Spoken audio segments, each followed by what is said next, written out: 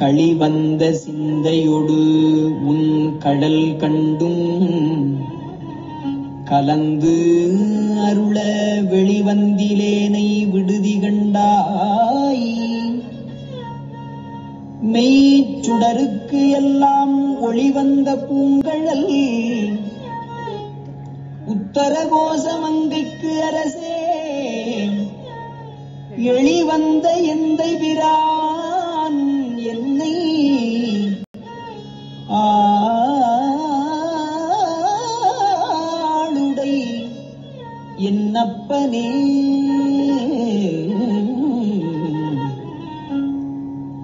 திருச்சிற்றம்பலம். ஹர நம பார்வதி பதே ஹர ஹர மகாதேவ.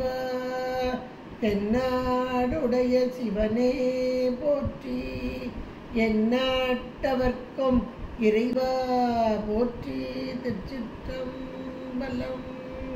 ஒழியான திருமேனி உமைதானம் மிகமேவும் கழியான வரும் யானை கடல் நாழும் மறவாமல் அழியாழும் அல்ல தூவும் அடியார்கள் உளமாற வெளியாகும் வலிதாய வினை கூட நினையாவே. திருச்சிற்றம்பலம்.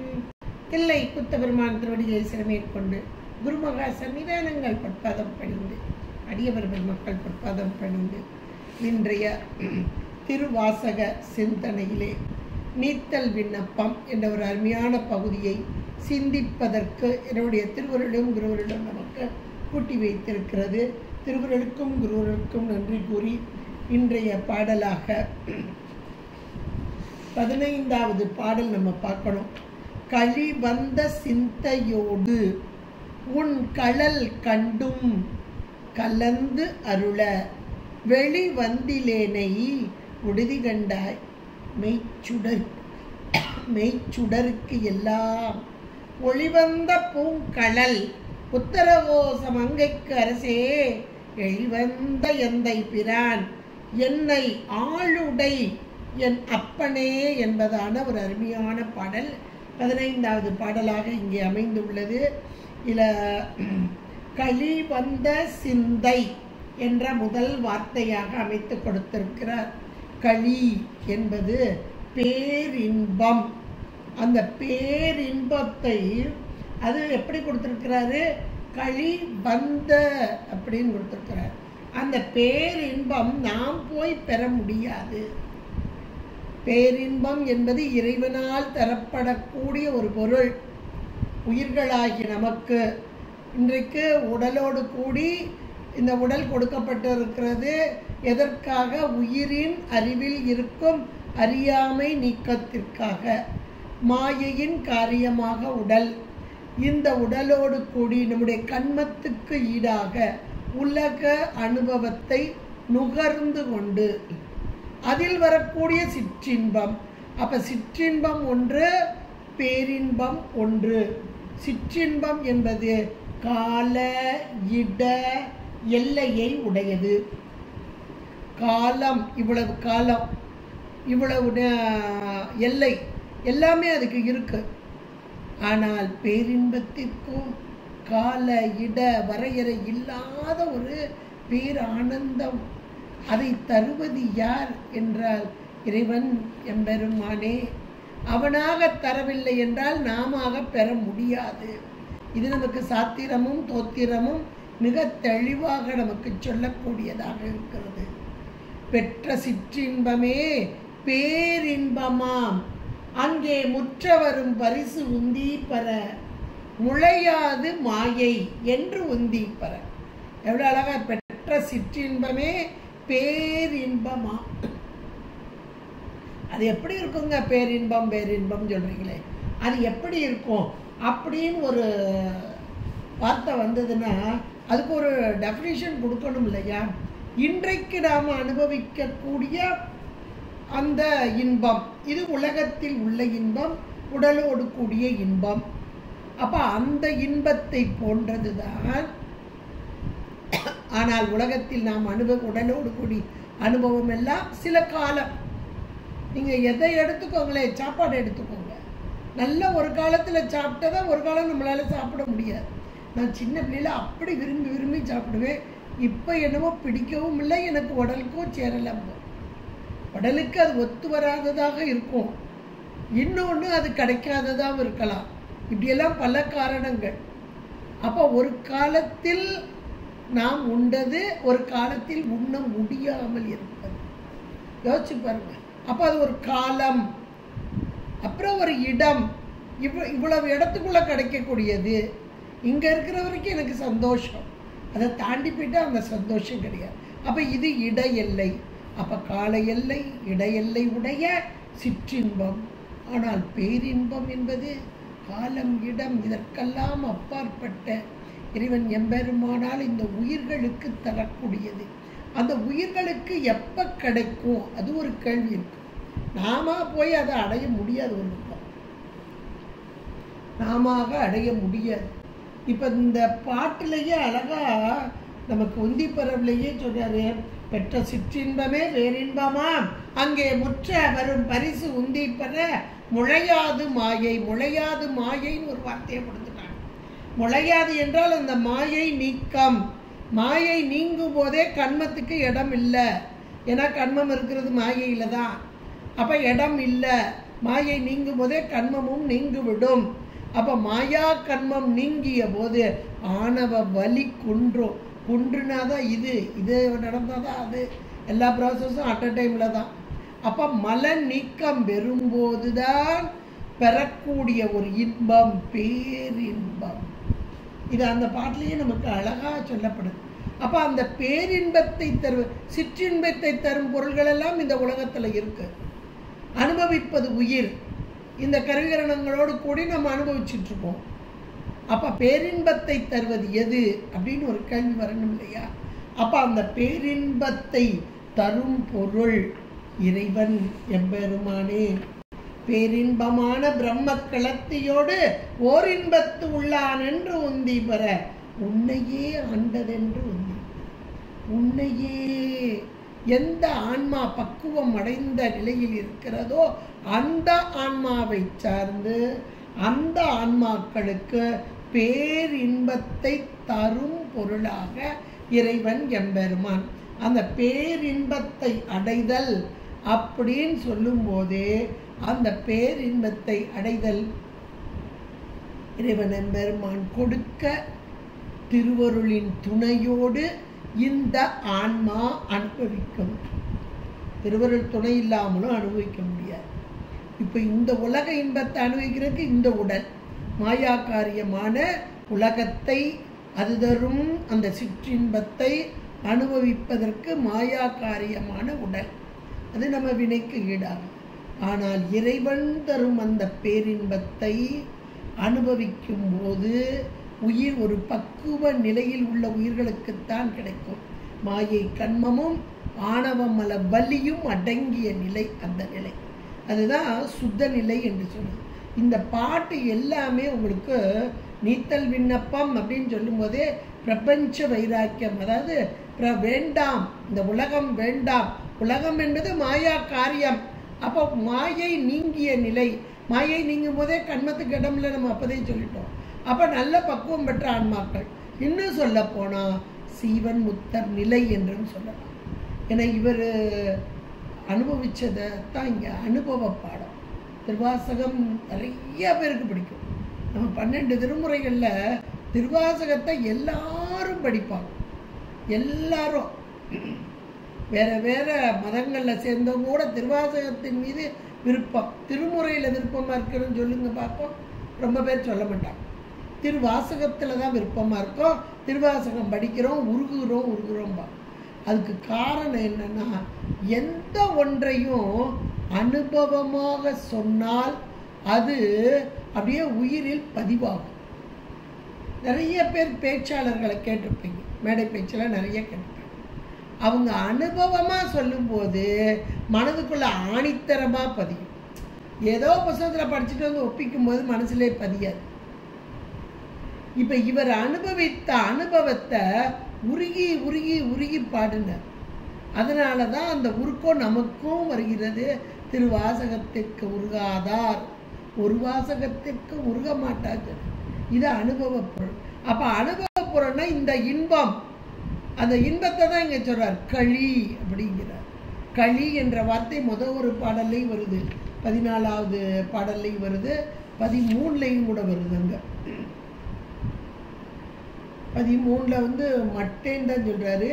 ஆனால் 14வது பாடல்ல வெள்ளத்துள் நாவற்றி ஆங்குவன் அருள் பெற்று துன்பத்தினின்றும் வெள்ளக்கிளேனை விடுதி கண்டாய் விரும்பும் அடியார் உள்ளத்து உள்ளாய் மண்ணும் முத்தரகோசம் அங்கைக்கு அரசே கள்ளத்து உள்ளேற்கு அருளாய் கழியாத களி அப்படின்னா அதை பற்றி போன தடவை நம்ம பார்த்தோம். அதுவும் கழியாத களின்ற ஒரு வார்த்தையும் சொன்னார்.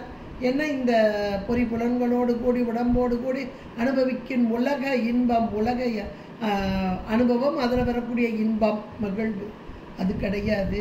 அது வேண்டாம் என்று இருக்கும்போது உள்ளுக்குள்ளே இருக்கிற இன்னொரு பொருள் அது தரும் இன்பம். அதான் கழியாத களி அப்படின்ற ஒன்று.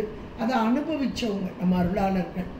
அதில் சுந்தரமூர்த்தி நாயனார்லாம் அப்படியே இறைவனை குத்தப்பெருமானை பார்த்ததில் ஒவ்வொருத்தரும் ஒவ்வொரு விதமாக பார்த்தாங்க. அவர் அப்பர் பெருமான் பார்க்கும்போது என்று வந்தா என்னும் நட்டக்குறிப்பாளேன்னார். நம்ம போனால் அப்படியே தெரியுது. அப்போ அது பக்குவம் பெற்ற ஆன்மாக்கள் அந்த நிறுத்தம், அந்த நிறுத்த தரிசனம், நடனம், ஆனந்த களிப்பு, ஆனந்த களிப்பு அதை அனுபவித்தவர்கள் அப்படின்னு தான் அதை பார்க்கணும். அதுதான் இங்கே கழியாத களியாக. இதை கூட இன்னொரு வார்த்தையும் சொல்லணும். களி களின்னு வந்திருக்கு, கழியாத களி. இப்போ களி வந்த சிந்தையோடு, களி வந்த சிந்தையோடு. அப்போ களி என்ற ஒரு சொல் இங்கே ஆட்சி பெறுகிறது. அப்போ அந்த களி என்றால் இப்போ இவ்வளோ நேரம் எதை பார்த்தோம்? பேரின்பம் அப்படின்னு பார்த்தோம். பெற்ற சிற்றின்பமே பேரின்பம்னு பார்த்தோம். அப்போ அந்த பேரின்பமான பிரம்மக்களத்தியோடுன்னு பார்த்தோம். இது பேரின்பம் அப்படின்னு பார்த்தோம். இந்த களி களின்னு சொல்லும் போதே ஒருத்தரை நம்ம நினைக்கிறோமே, திருவாதிரை களி, திருவாதிரை களி. இன்னைக்கும் திருவாதிரை எல்லா சிவாலயங்களையும் களி தானே. யாருக்கு? சுவாமிக்கு நைவேத்தியம். அந்த களி யாருக்கு? சுவாமிக்கு நைவேத்தியம் ஆகி அப்புறம் நம்ம சாப்பிட்றோம் இல்லைன்னு சொல்லலை. ஆனால் சுவாமிக்கு தானே நைவேத்தியம். அன்றைக்கு அதை கொடுத்தது யார்? சேந்தனார். சேந்தனார் கொடுத்த களியே எமக்கு மிகவும் உகந்தது, அதையே என்றைக்கும் எமக்கு நிவேதமாக்குங்கன்னு அவர் அசரீரி வாக்கு வேற சொல்லிட்டார். யார் இப்படி அபச்சாரம் பண்ண? அங்கெல்லாம் களி சிந்தி கிடந்தது அப்படின்னு சொன்ன போது கொஞ்சம் ஒரு நிமிஷம் யோசிச்சு பாருங்க. சாமி களியா சாப்பிட்டுப்பாரு. நல்லா ஒரு யோசிச்சு பார்த்தோம்னா அப்ப களி என்ற சொல் எதை சொல்கிறது? களிப்பு தான். களின்றது நம்ம கின்ற களி ஒரு பக்கம் இருக்கட்டும். சாமிக்கு நைவேத்தியம் எது? நம்ம திருவாசகத்தில் அடிக்கடி நான் சொல்வேன், ஆன்ம நைவேத்தியம் குழைத்த பத்து. இந்த ஆன்மா என்றைக்கு ஒரு பக்குவ நிலையை வருகிறதோ அதுதான் இறைவனுக்கு நைவேத்தியம். இப்போ இந்த இடத்துல களி, இந்த களின்ற ஒரு சொல் இறைவனுக்கு நைவேத்தியம். அப்ப எந்த ஆன்மா இறைவனுக்கு நைவேத்தியம் ஆகிறது? எந்த ஆன்மா கழியாத களியாக உலக இன்பங்களை வெறுத்து இறைவனோடு ஒன்றித்து இருந்து பேரானந்தத்தில் கிடைக்கிறதோ அந்த ஆன்மாவே களியாக, அந்த களியே நிவேதனமாக. இதுதான் சேந்தனார் கொடுத்த களி. சேந்தனார் என்ற ஒரு பக்குவம் பெற்ற ஆன்மா தன்னையே, தன் ஆன்மாவையே அந்த உயிரின் அறிவிலே இறைவனோடு கலந்து அந்த நிறுத்த தரிசனத்தை சதா காலமும் கண்டு அனுபவித்து கொண்டிருந்தது. அதனை ஏற்றுக்கொண்ட இறைவன், நான் ஏற்றுக்கிட்டேன்ப்பா, இந்த களி எனக்கு ரொம்ப பிடிக்குது அப்படின்னு சாமி சொன்னார். இவ்வளோ ஒரு அருமை பாருங்க. அது இப்போ இந்த இடத்துல அப்போ உயிர்களாகிய நாம் களிப்பு ஆனந்தம் என்று சொல்லிக் கொள்கிறோம். உண்மையிலேயே களிப்பு என்ற சொல் எதை உணர்த்துகிறது? அந்த இறைவன் எம்பெருமான் இந்த உயிர்களோடு கலந்து இருந்த பேரானந்த பொருளாக இந்த உயிரை மாற்றுதல். அது நாம செய்ய முடியாது. உயிரின் பக்குவத்தை உணர்ந்த இறைவன் இப்ப இந்த பேரானந்தத்தில் பேரின்பம் பேரானந்தம், இந்த பேரின்பம் பேரானந்தம் இதில் திளைத்த இந்த ஆன்மா, இதையே களியாக உண்ட இறைவன், தமக்கு விருப்பமான பொருளாக ஏற்றுக்கொண்ட இறைவன். இப்ப இந்த ஆன்மா அதை அனுபவிக்கிறது அப்படின்னா அந்த அனுபவம் எப்படி கிடைக்கும்? இன்னைக்கு உலகப் பொருளை எல்லாம் அனுபவிக்கிறதுக்கு, உலகப் பொருளை நம்ம சாப்பாடையே எடுத்துக்கோங்களேன். குழந்தைகள் அந்தந்த குழந்தைக்கு வயசுக்கு ஏற்ற சாப்பாடு, 1 வயசு குழந்தைனா என்ன, 2 வயசு குழந்தைனா 3 வயசு, அப்படியே அந்த பக்குவம் உடல் ஏற்றுக்கொள்ளும் அளவுக்கு உரிய உணவை இந்த தாய் பார்த்து பார்த்து பார்த்து பார்த்து கொடுக்கிறோம். இது எல்லாருக்கும் தெரியும். இதே போல உயிருடைய அறிவில் இருக்கும் இந்த மலக்கலப்பு நீங்க நீங்க நீங்க இது வினை அனுபவம் வர வர வர ஒன்னா கலண்டு போயிடும். வினை ஒப்பு, வினை அனுபவிக்க அனுபவிக்க அனுபவிக்க வினை ஒப்பு, மலம் பரிபாகம். இந்த மல பரிபாகப்பட்ட நேரத்திலே மாயை நீங்குதல், மாயை நீங்கிய போதே வினை நீக்கமும், மலம் பரிபாகப்பட்ட நிலை. இப்ப இந்த உயிர் எவ்வளவு அனுபவிக்க முடியும்னு இந்த திருவருளுக்கு தெரியும். இப்ப திருவருள் இந்த உயிரின் அறிவை பற்றி அந்த களிப்பை, அந்த ஆனந்தத்தை இந்த உயிர்களுக்கு அப்படியே ஊட்டி விட்டுறார். எப்படி ஒரு குழந்தைக்கு அம்மா எந்தெந்த காலத்துல எதை எதை ஊற்றாலோ அதே போல இங்கே திருவருள் தான் முதல்ல இருக்கும்போது இதே திருவருள் தான் உலக இன்பத்தை கொடுத்தது. அதான் பெற்ற சிற்றின்பமே பேரின்பமாக. இந்த சிற்றின்பம் தான் இதை அனுபவிக்க முடியும்.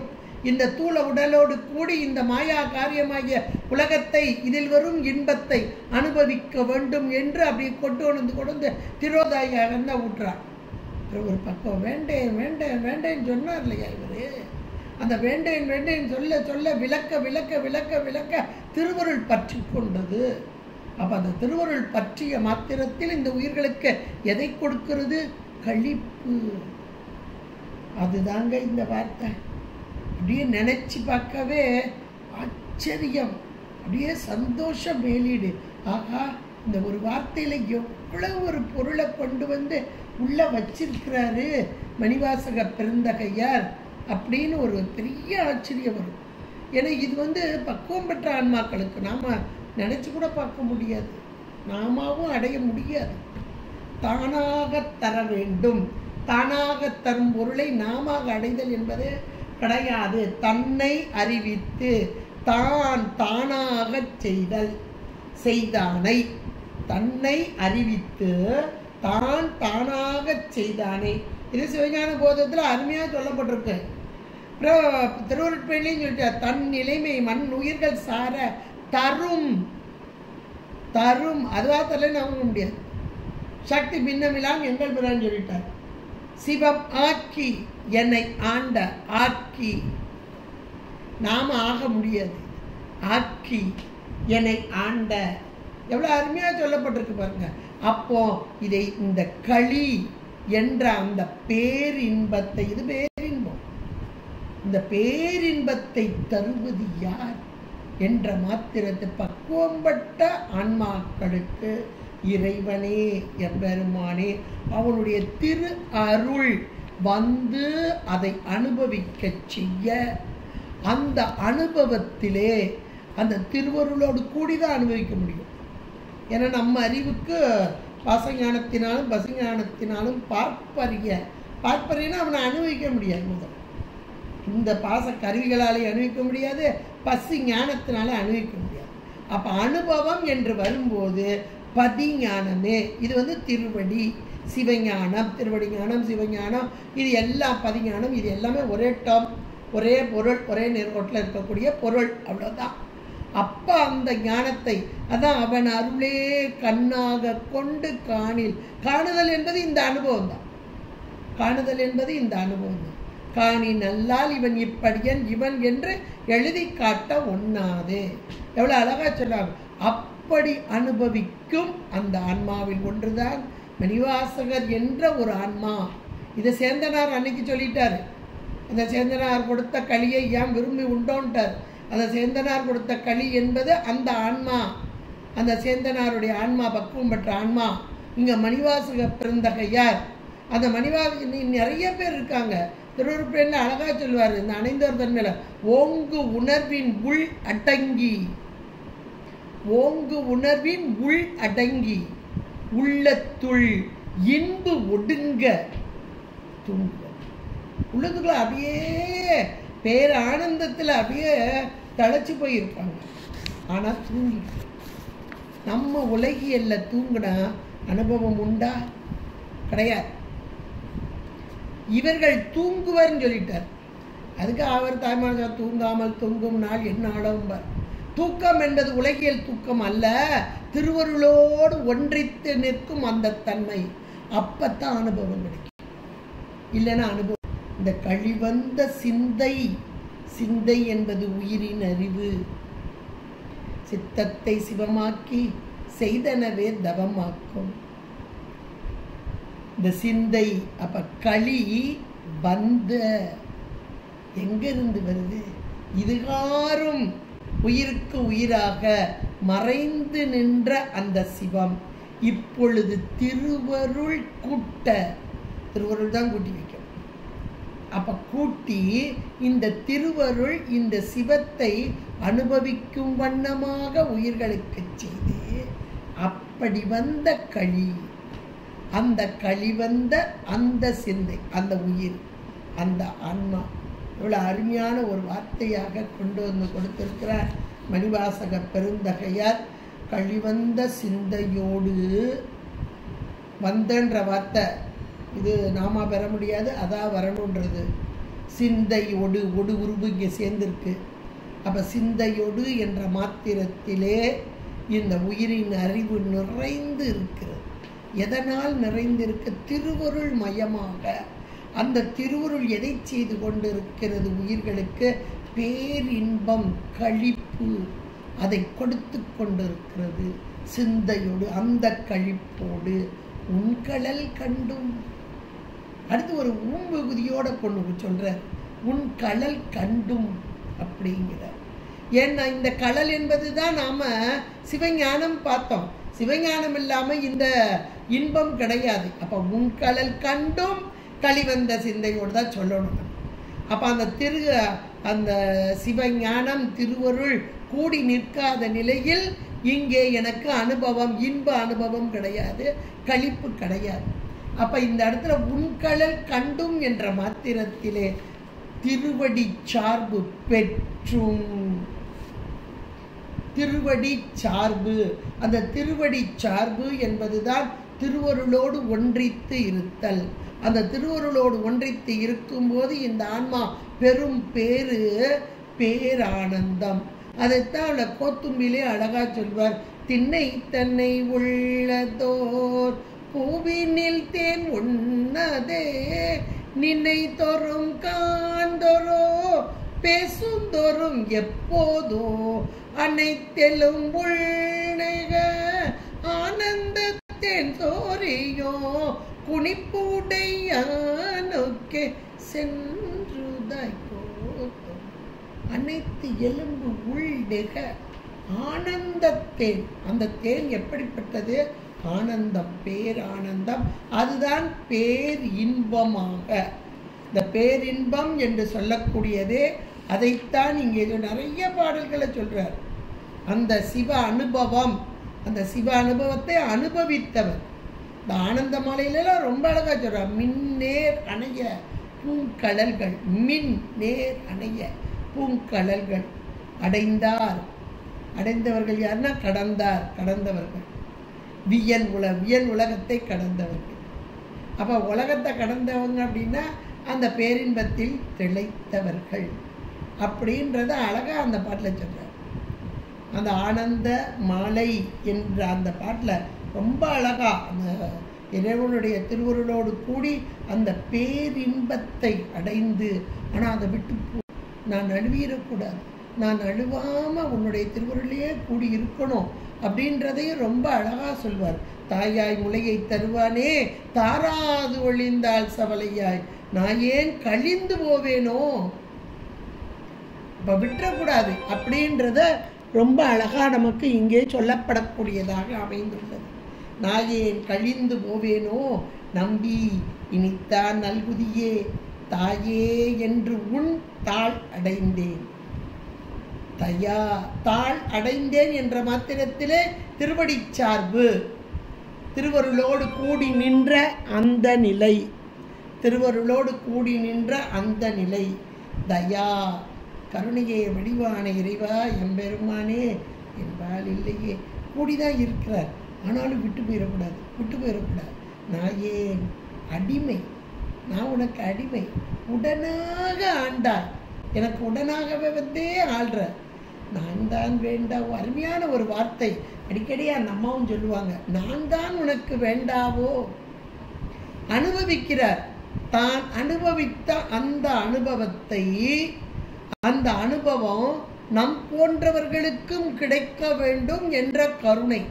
இந்த வார்த்தைகள் பூராமே திருவாசக வார்த்தைகள். அவர் அனுபவித்தது நாமும் அனுபவிக்க வேண்டும். அவர் அனுபவித்த அனுபவத்தை நாம் அனுபவிக்க வேண்டும் என்ற பெரும் கருணை. அந்த கருணையினால் வந்த வார்த்தைகள் வாசகங்கள். அதனால தான் நமக்கு உள்ளத்தை போய் ஏதோ ஒன்று பிசையும். திருவாசகம் படிக்கும்போது நிறைய பேர் சொல்லியிருக்காங்க, நிறைய பேர் என்னதோ தெரியலங்க மனதுக்குள்ள, அப்படியே ஏனே தெரியல, திருவாசகனை இவ்வளோ நாள் படித்ததே இல்லை, இப்போ தான் எடுத்திருக்கேன், ஆனால் அந்த வார்த்தைகள் எல்லாம் மனசை போட்டு பிசையுது, என்னவோ செய்யுது, பொருள் புரியல, ஆனால் என்னவோ செய்யுதும்பா நிறைய பேர். இப்போதான் முதல்லையே வந்திருக்கேன்னு தான் சொல்லுவாங்க. அதுக்கு காரணம் இதுகாரும் அவர்கள் இறைவனை அனுபவிக்க வேண்டும், அடைய வேண்டும் என்ற பெரும் தாகம் கொண்டவர்கள். சாமி காயில வாசகத்தை கொடுத்துட்டார், அனுபவிச்ச அனுபவம் நீயும் அனுபவி அப்படின்னு இந்த திருவாசகத்தை கையில் கொடுத்துட்டார். திருவாசகம் சாதாரணமான நூல் இல்லை. யார் கையிலெல்லாம் திருவாசகம் இருக்கிறதோ, யாரெல்லாம் திருவாசகத்தை முழுக்க ஓதுகிறார்களோ அல்லது உணர்கிறார்களோ அவர்களுக்கு பிறவி என்பது கிடையாது. இது நான் சொல்லலை, எங்கள் ஆசிரியர் சொன்னார். அப்போ திருவாசகம் எப்படிப்பட்ட ஒரு நூல் அப்படின்ற பார்த்துக்க, அனுபவ நூல், அனுபவித்தவர்கள் நூல், நாமும் அனுபவிக்க வேண்டும் என்று நம் கைகளில் திகழும் நூல். அந்த அனுபவத்தை தான் இங்கே நீத்தல் விண்ணப்பமாக்கி அப்படி ஒரு அழகா பிழிந்து சொல்றார். களி வந்த சிந்தை, இறைவன் எம்பெருமான் அவன் கொடுக்கும் அந்த பேரின்பம் தானாக வந்து கொடுக்கும் பேரின்பம். ஏன் தானாக என்றால் உயிரின் அறிவு பக்குவம் என்பது பிறருக்கு ஏன் தனக்கே தெரியாது. உயிர்களாகி நமக்கே பக்குவம் தெரியாது என்னன்னு, இறைவனுக்கு மட்டுமே தெரியும். அந்த இறைவன் இந்த பக்குவ நிலையை உணர்ந்த போது தானாக வந்து களிப்படைய செய்தல். அது சிந்தையோடு, உயிரின் அறிவோடு, களிவந்த சிந்தை ஒடு உன் கழல் கண்டும் கலந்து அருள. உன் திருவருளோடு கூடிதான் இருக்கேன், ஆனாலும் இப்படி எளிநிலையா இருக்கிறேனே, விட்டு பிரிகிறேனே. நல்ல இறை சார்பு இருக்கும், அப்புறம் கொஞ்சம் கீழே உலக சார்பு வந்துடும். நல்ல இறை சார்பு இருக்கும், அப்புறம் உலக சார்பு. இது நம்முடைய நிலைமை.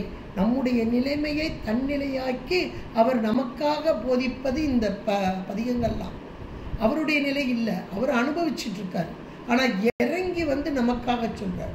இப்போ இந்த இடத்துல வெகுதி கொடுக்கிறார் பாருங்க, இது ஒரு இழிவு. நான் நல்லா அனுபவிச்சுட்டு இருக்கேன். உன் கழல் கண்டு என்ற மாத்திரத்தில் திருவருளோடு கூடி நிற்ற நிலை. கழல் என்பது திருவருளோடு கூடி நிற்ற நிலை.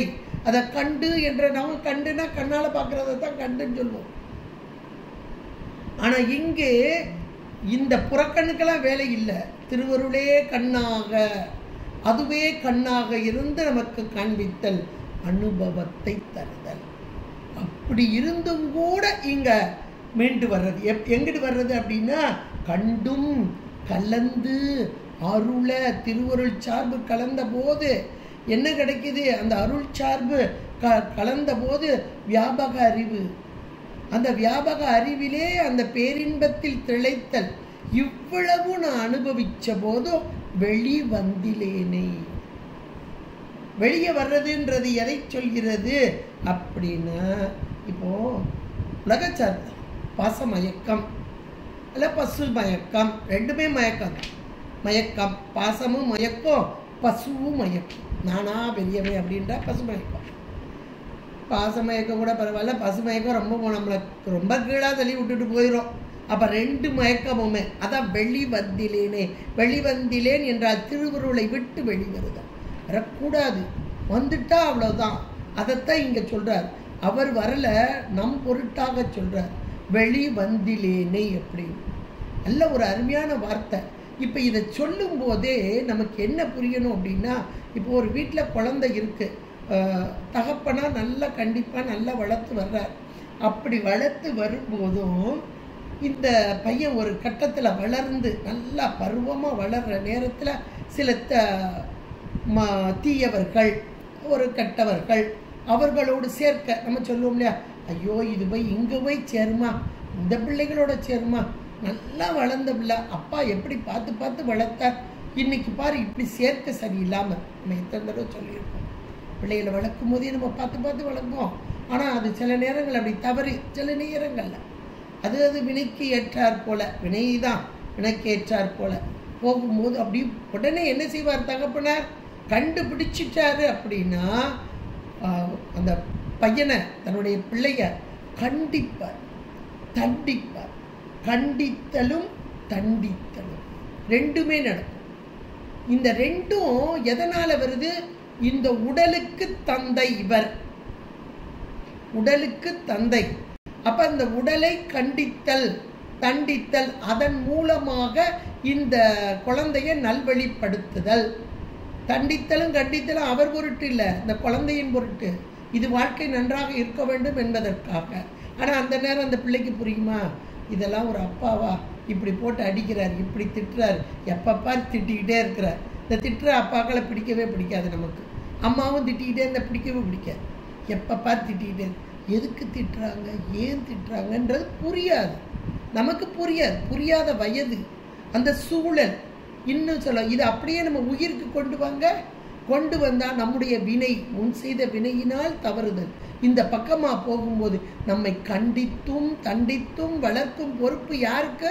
இறைவனுக்கு. அதைத்தான் இந்த வார்த்தையில ரொம்ப அழகா சொல்றார். கழிவந்த சிந்தையோடு உன் கழல் கண்டும் கலந்து அருள வெளிவந்திலேனே. விடுதினா விட்டுறாதப்பா, அந்த நேரம் என்னை விட்டுறாதப்பா அப்படிங்கிற அருமையான ஒரு வார்த்தை. விட்டுறாத, விட மாட்டாய். விடுதி கண்டாய் என்ற சொன்ன மாத்திரத்திலே நீ விட மாட்டாய். அதான் விடுதி கண்டாய் அப்படின்னு சொல்லிட்டு அதில் ஒரு சின்ன கமா போட்டுக்காங்க, இனிமே ஒரு பிராக்கெட் போட்டுக்காங்க. ஏன்னா இறைவன் எப்படிப்பட்டவன் அப்படின்ற அந்த ஒரு இறைவனுடைய தன்மையை எடுத்து சொல்லணும் இல்லையா, அதுக்காக இப்ப சொல்றார் பாருங்க. மெய்ச்சுடருக்கு எல்லாம் ஒளிவந்த பூங்கழல் அப்படின்னு ஒரு வார்த்தையை போடுறார். அப்ப இன்றைக்கு மெய்ச்சுடர், சுடரிலேயே பொய்ச்சுடர் மெய்ச்சுடர் இருக்கு, நம்ம பார்க்குறோம் இல்லையா. இந்த வீட்டில் டியூப் லைட்டை போட கரண்ட் இருந்தால் லைட் எரியும், கரண்ட் இல்லைன்னா இன்வெர்ட்டரில் ஓடும். இன்வெர்ட்டர் இருக்கிற வரைக்கும் ஓடும், அப்புறம் கிடையாது. கரண்ட் இருந்தால் லைட் எரியும், கரண்ட் இல்லைன்னா கிடையாது. இதெல்லாம் பொய்ச்சுடர். பொய் என்பது இல்லாததில்ல, தோன்றி நின்று அழியும். அதுவும் பல்பு நல்லா இருக்க வரைக்கும் ஓடும், பீஸ் ஆகிட்டுனா அதுவும் எரியாது. இதெல்லாம் பொய் தானே. அப்போ மெய்ச்சுடர்னு ஒன்று இருக்குது. இதில் நமக்கு திருவிசைப்பாளர் சொல்லுவார் பாருங்க, ஒளி வளர் விளக்கே உலப்பில்லா ஒன்றே ஒளி வளர் விளக்கே. நம்ம வீட்டில் விளக்கு ஏற்றி வைக்கிறோம், எண்ணெய் இருக்க வரைக்கும் எரியும், திரி இருக்க வரைக்கும் எரியும். இதுலேயே காத்தடிச்சுட்டா அணைஞ்சு போகும் இல்லையா. ஆனால் இந்த விளக்கு எப்படிப்பட்டது? இறைவன் என்ற அந்த விளக்கு வளர்ந்து கொண்டே இருக்கும் விளக்கு. ஒளிதான் வளர்ந்து கொண்டே இருக்கும். ஒளி வளர்கின்ற விளக்காக, ஒளி வளர் விளக்கே என்று அழகாக அந்த ஏகாரத்தோடு சொல்வார். இப்ப இந்த இடத்துல மெய்ச்சுடர், அப்ப பொய்ச்சுடர் என்பது சில காலம் தோன்றி நின்றது. சூரியன், சந்திரன், நட்சத்திர கூட்டங்கள் இதெல்லாம் பொய்ச்சுடர் தான். இந்த பொய்ச்சுடருக்கு எல்லாம் இது ஜடப்பொருள், தானாக ஒளிராது. இப்ப இன்னொரு பொருள் வந்து எப்படி நம்ம வீட்டில் விளக்கு ஏற்றுறோமோ அது போல இந்த பொருளுக்கு ஒருவன் விளக்க ஒளியை தந்தால் இது ஒளியை தரும், ஒருவன் வெப்பத்தை தந்தால் இது வெப்பத்தை, அவ்வளவுதான். அப்ப பொய்ச்சுடரான ஒன்றிற்கு அதற்குரிய ஒளி வெப்பம் என்ற பொருளை தரும் மெய்ச்சுடர். அந்த மெய்ச்சுடருக்கு எல்லாம் ஒளிவந்த பூங்கழல். அது எங்கிருந்து வருது? அந்த மெய்ச்சுடர் எல்லா ஒளிப்பொருள்களுக்கும் ஒளியை தரக்கூடிய அந்த ஒளி எங்கிருந்து வருகிறது என்றால் அந்த ஒளிவந்த பூங்கழல். ஒளிவந்த பூங்கழல் என்ற மாத்திரத்திலே பூங்கழல் மென்மை, பூ என்றால் இங்கே மென்மை, தாமரை போன்ற திருவடி, தாமரை திருவடி, அது ஒளிவந்த பூங்கழல் என்ற மாத்திரத்திலே இது சோதியாக இருப்பது, சுடராக இறங்குவது. சோதியாக இருக்கும் பொருள்தான் சுடருக்கு ஒளி தரும். அதை போல இது மெய்ஜோதியாக இருக்கும் அந்த பொருள். ஏன்னா இந்த கழல் பூங்கழல் என்பது திருவருள் தான். திருவருள், திருவடி, திருவருள், இது வேறு, இறைவன் வேறு அல்ல. ரெண்டுக்கும் உள்ள சம்பந்தம் நமக்கு தெரியும். குணகுணி சம்பந்தம், தாதான்மிய சம்பந்தம், விட்டு பிரியாத சம்பந்தம். அப்ப இந்த பூங்கழல் என்பது தானியாகு பெயராக அந்த இறைவனுக்கே ஆகி வந்து இங்கே அமைந்து உள்ளது. வந்த ஒளி வந்த என்ற மாத்திரத்தில் இந்த ஒளிப்பொருளுக்கெல்லாம் ஒளியை தந்த செய்த என்னும் அங்க பெயர் எச்சமாக வருகிறது. வந்த பொருள், வந்த அவன் அப்படின்னு சொல்லுவோம் இல்லையா? அது மாதிரி இந்த ஒளி எங்க இருந்து வந்துச்சு? அங்க இருந்து வந்துச்சு, திருவடி சார்பில் இருந்து வந்தது. அந்த திருவடி என்பது ஆகுபெயராக, சிறையாகுபெயராக அங்கே வந்தது. எவ்வளவு அருமையா கொண்டு வந்திருக்கார் பாருங்க. ஒளி வந்த பூங்கழல், அங்கிருந்து பெறப்பட்ட அந்த மெய்ச்சுடருக்கெல்லாம் ஒளிவந்த பூங்கழல். அப்படிப்பட்ட இறைவனுடைய பெருமைகள் அப்படி பட்டியல் போடுறாரு. இன்றைக்கு மெய் என்றாலே இறைவன் மட்டும்தான், அத்தனையும் பொய்ப்பொருள். இந்த பொய்யான பொருள்களை எல்லாம் மெய்யாக செய்யும் பொருள் ஒளி பொருள். ஞானமே ஒளி என்றாலே ஞானம், ஞானமே வடிவான. இந்த பொருள் எங்கே அமைந்துள்ளது? உத்தரகோச மங்கை. இந்த பொருள் இருக்கும் இடம் எது? உத்தரகோச மங்கை. அந்த உத்தரகோச மங்கை என்ற மங்கை என்பது அம்மை. அந்த அம்மைக்கு அரசாக இருக்கும் பொருள், தலைவனாக இருக்கும் பொருள் அந்த அரசே. அந்த பொருள் இவ்வளோ பெரிய பொருளாக இருக்கு, நமக்கு கிடைக்குமா அப்படின்னு ஒரு சந்தேகம் வந்துடும் இல்லையா? இவ்வளோ பெரிய பொருள் அது சாதாரண சாமானியர்களாகி நமக்கு கிடைக்குமா அப்படின்னு ஒரு சந்தேகம் வரக்கூடாதுன்னு தான் அடுத்த வார்த்தையை போடுறார். எளிவந்த எந்தை. இதுல எளிவந்த எந்தை பிரான் இருக்கு. அதுல எளி வந்த அப்படின்னு ஒரு வார்த்தை கமா போட்டுக்கோங்க. எந்தை ஒரு வார்த்தை, பிரான் ஒரு வார்த்தை. இது மூணையும் தனித்தனியா பிடிச்சுக்கோங்க, அப்போ உங்களுக்கு ஈஸியா புரியும். எளிவந்த, எளிமையா. நமக்கு உமாபதி சிவாச்சாரியாருக்கு ஒரு பெட்ரான் சாம்பன் மூலமாக ஒரு லெட்டர் எழுதுவார் இறைவன் பெருமான், கொத்த பெருமான். அடியார்க்கு எளியன். அவருடைய இது பாருங்களேன், அடியார்க்கு எளியன். யார் அடிமை பூண்டு சதா காலமும் இறைவனையை நினைந்து கொண்டிருக்கார்களோ அவர்களுக்கு எளிவந்த பிரான் இவன். அதுதான் எளிவந்த. எளிமையாக பெறலாம் இறைவனை. ரொம்ப கஷ்டப்பட்டு அதை படித்து இதை படித்து அந்த மந்திரம் சொல்லி இந்த மந்திரம் சொல்லி இதை சொல்லி அதை சொல்லி இவ்வளோ விரதம் இருந்து ஒன்றுமே வேண்டாம். நம்ம நேற்று கந்தர் அலங்காரத்தில் பார்த்த பாருங்க, 5 பொருள் சாமிகிட்ட இருக்கு. மேலான ஒரு பொருள் இருக்கு, ஆகாயத்திலே ஓடிக்கொண்டிருந்த ஒரு பொருள், அதையும் அடக்கினார். அடுத்து ஒரு பொருள் இருக்கு, கீழே மண்ணுக்குள்ளே இருக்கிற பொருள், அந்த பொருளையும் தூக்கி தலையில வச்சார். அடுத்து ஒரு பொருளை சொல்றார், அழகான பிரணவமயமான ஒரு பொருள் கொன்றைப்பூ, அதையும் தலையில் வச்சார். இன்னொரு பொருள் பாருங்க, அழகு கிடையாது, மனம் கிடையாது, ஒண்ணுமே கிடையாது. ஆனா மென்மை, ரொம்ப மென்மை. இதை போல யார் மென்மையான மனம் கொண்டார்களோ அவர்கள், மென்மைனா இந்த இடத்துல அன்பு தான், அன்பு உள்ளம் கொண்டவர்களோ அவர்களுக்கு எளிவந்த பிறார். இல்லை இந்த இதில் கூட ஒரு பாட்டு நல்லா வரும், நம்ம அபிராமி அந்தாதியில், தனம் தரும் கல்வி தரும் ஒரு நாளும் தளர்வரியா மனம் தரும், எல்லாருக்கும் தெரிஞ்ச பாட்டு. அதில் என்ன இருக்கு பாருங்க, நல்லன எல்லாம் தரும் அன்பர் என்பவர்க்கு,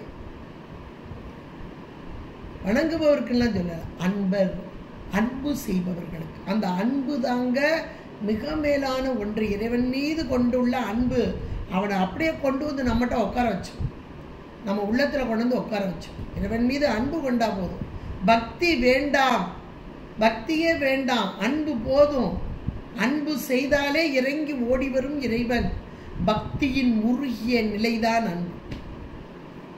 பக்தியோடைய முருகிய நிலை, முறுக்கிட்டாங்க கயிறை பகல, அது மாதிரி அப்படி பக்தி முருகி நிற்கும் போது அன்பாக பரிணமித்து நிற்கும். அந்த அன்பிற்கு எளியவன் இவன், எளிவந்த அந்த தன்மை. அப்ப எளிவந்த தன்மையிலே இவன் எப்படி இருக்கிறானா, எந்தை, என்னுடைய தந்தை, என் உயிருக்கு தந்தை. எந்தை எம் கூட்டல் தந்தை, என் உயிருக்கு தந்தையாக. ஒரு தந்தை எப்படி ஒரு குழந்தையை கண்டித்து தண்டித்து வளர்ப்பானோ அது போல இந்த உலகத்தை நம்மை விட்டு, உடலோடு கூடி விட்டு, உலக அனுபவங்களை நுகரச் செய்து தண்டித்தும் கண்டித்தும் அரவணைத்தும். நிறைய நேரங்களில் இதை உணர்வோம் நம்ம. தண்டித்தல், கண்டித்தல், அரவணை, 3 தகப்பனுக்கு உரியது. இதை இறைவன் செய்கிறார். அதான் எம் தந்தை. அடுத்த வார்த்தை பாருங்க, எந்தை பிரான். பிரான் என்றால் தலைவன். இப்ப தந்தை அப்படின் போது தாம் பிள்ளை தப்பு செய்யும் போது கண்டிச்சு தண்டிச்சு அரவணைச்சு கூட்டி வச்சுக்கணும். ஆனா தலைவன், இப்போ ஒரு நமக்கு ஒரு தலைவர் அப்படின்னு சொல்லிட்டு ஊர் தலைவர் எடுத்துக்கோங்க, இல்லைன்னா ஒரு சிஎம் பிஎம் ஏதாவது ஒன்று எடுத்துக்கோங்களேன். அந்த காலத்தில் அரசர்னு வச்சுக்கோங்க, தலைவர்னா அரசன் தான். குடிமக்கள் தவறு செய்த போது, எப்பா ஐயோ இந்த இடம் தப்பட, இனிமேல் போப்பா போப்பா, இனிமேல் தப்புனதுப்பா உன்னை விட்டுறேன்னா சொல்லுவாரு. உடனடியாக தண்டனை, கடுமையான தண்டனை வழங்கப்படும். தகப்பன் கூட அந்த அளவுக்கு தண்டிக்க மாட்டார். ஒரு நேரம் சொல்லிட்டு ஒரு நேரம் அப்படியே அரவணைச்சிடுவார். ஆனால் அரசன் அப்படி அரவணைப்பானா? கிடையாது, கடுமையான தண்டனை கொடுப்பான். ஏனென்றால் இந்த உயிர், இந்த மானுடன் இனி ஒரு தவறு செய்யக்கூடாது, தன்னுடைய வாழ்க்கையில் இனி ஒரு இந்த பயம் இருக்கணும் அப்படின்னு. இதைத்தானே அம்மை நம்ம சகஸ்ர நாமத்தில் படிக்கும் போது ஸ்ரீ மாத்ரே, ஸ்ரீ மாத்ரே என்று ஆரம்பித்து மகாரஞ்சை, இவள் தாயாக மட்டும் இல்லை, ஒரு மகாராணியாக இருக்கிறார், கண்டிப்பதிலே தண்டிப்பதிலே. அப்ப இந்த இடத்துல எளிவந்த எந்தை, என்னுடைய தந்தை, உயிருக்கு தந்தையாக இருக்கும் இறைவன், பிரானாக, தலைவனாக, என்னை வழி நடத்துபவனாக, தவறு செய்த போதெல்லாம் என்னை தண்டித்து நல்வழிப்படுத்துபவனாக எந்தை பிரான். அவன் யார் தெரியுமா? என்னை ஆள் உடை, என்னையும் ஒரு ஆளா நினைச்சு என்னை உடையவன். ஆள் உடை, ஆளுடையவன் அப்படின்ற ஒரு பொருள். ஆளுடையவன் என்ற மாத்திரத்திலே எனக்கு இறங்கி என்னை ஒரு ஆளாக உடையவன், என்னையும் ஒரு பொருளாக எடுத்து மதிச்சு செய்கிறாங்க பார் அப்படின்னு சொல்கிறோம் இல்லையா? அது போல என்னை ஆளுடை என் அப்பனே. அழகான வார்த்தையும் கடைசியாக போட்டார். எந்தைன்னு சொன்னார், பிரான் சொன்னார், கடைசியா என்னை ஆளுடை என் அப்பனே, என் உயிருக்கு தந்தையாக வந்தவனே என்று. எவ்வளவு ஒரு அழகான, அதாவது சீவன் முக்தர் நிலைதான் இது. தூங்காமல் தூங்கிக் கொண்டிருக்கும் அந்த நிலைதான், இறைவனாக தந்த பேரின்பத்தை அனுபவித்துக் கொண்டிருக்கும் நிலைதான்.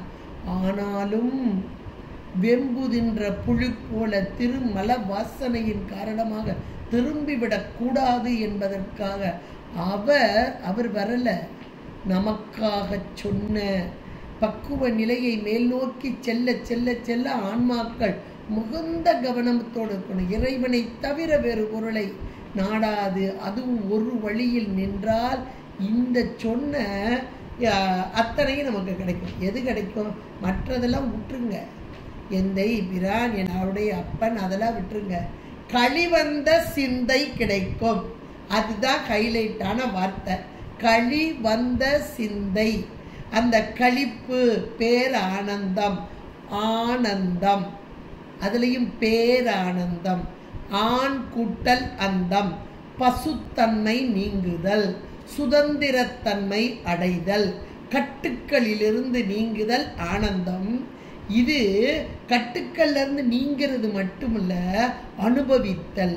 அது அது ஆனந்தம், இது பேரானந்தம். அந்த பேரானந்தத்தில் திளைக்கும் ஆன்மா. இந்த ஆன்மாதான் இறைவனுக்குரிய களி. அதுதான் சேந்தனார் கொடுத்தது. அதோட இதை ஒப்பிட்டு பார்க்கும்போது அருமையான ஒரு பாடலாக நமக்கு தந்திருக்கிறார் மணிவாசக பெருந்தகையார். கழி வந்த சிந்தையோடு உன் கழல் கண்டும் கலந்து. இந்த கலத்தல் என்பது ஹைலைட்டான ஒன்று. திருவருளோடு ஒன்றித்த நிலை இது. காரும் மலத்தோடு கூடி மாயா கண்மங்களோடு கூடி உலகத்தை அனுபவித்த ஆன்மா இந்த திருவருளோடு கூடி, கழல் என்றால் திருவருள், அந்த திருவருளோடு கலந்து அந்த அருள் தரும் இந்த களிப்பு.